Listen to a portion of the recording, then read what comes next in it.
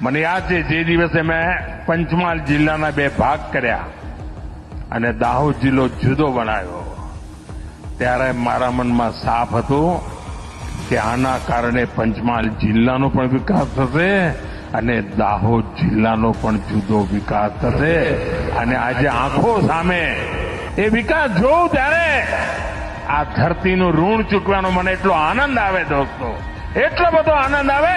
અરે તમારું તો નમક મેં ખાધું છે અને એટલા માટે જેટલું કરવું એટલું ઓછું છે. હવે આજે જુઓ આપણે વડોદરા, હાલોલ, કાલોલ, ગોધરા, દાહોદ 5 શહેર જાણે લઘુ ઉદ્યોગોની માયા જાય, આખી જાળ, જાત જાતના બધા અને હાઈટેક ચીજો, મામૂલી નહીં. અને આખો પટ્ટો મારા આદિવાસી ભાઈ બહેનોનો પટ્ટો.